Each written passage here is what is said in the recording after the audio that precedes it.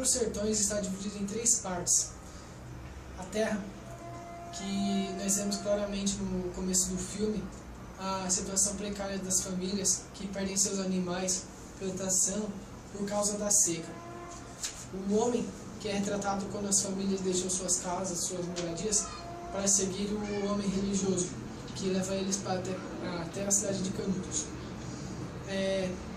A guerra é retratada no momento dos conflitos entre os povos de Canudos, que não aceitavam pagar autoimpostos para o governo, e a guerra entre esses pessoal e o governo.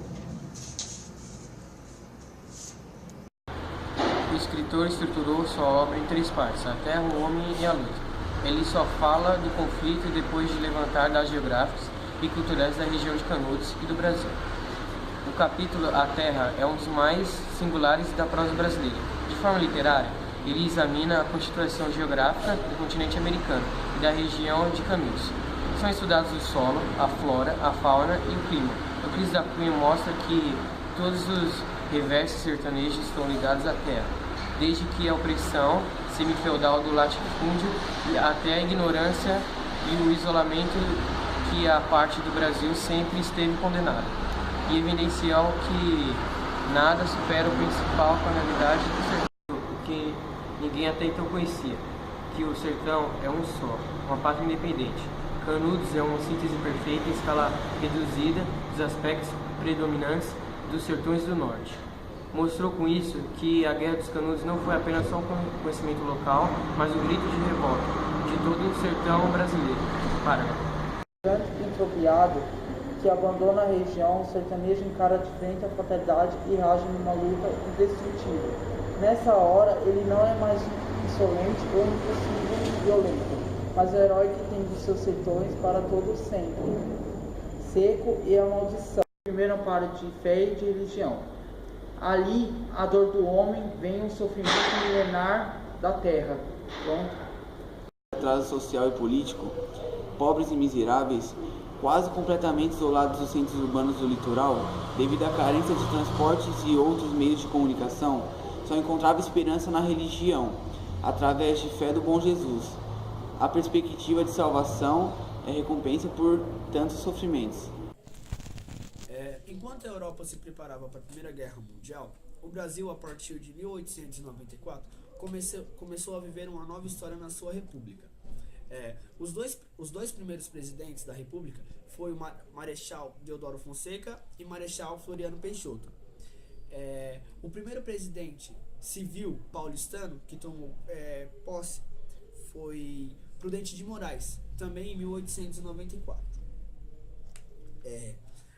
Após a proclamação da República, os negros, os imigrantes, eles começaram a substituir a mão de obra escrava e eles formaram uma nova classe social, que é o proletário.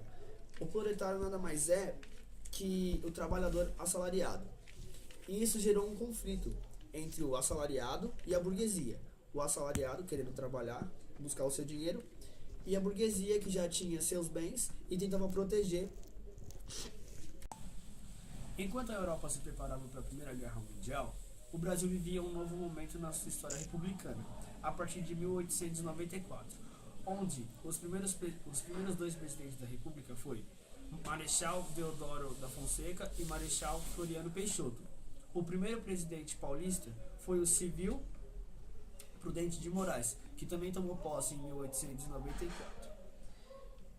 A partir da República, a partir da proclamação da República, com a libertação dos negros, dos imigrantes, isso supriu eles tomou conta da mão de obra escrava.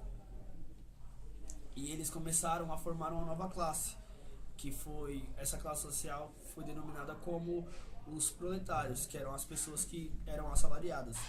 E de um lado ficavam os proletários e do outro lado a burguesia, que já defendia a sua riqueza, os seus bens, que retrata a realidade brasileira. E isso gerou tensão entre esses dois polos, onde, como uma forma direta ou indiretamente, mostra na obra Os Sertões. E porque lá em Juazeiro surgiu esses primeiros gritos, né?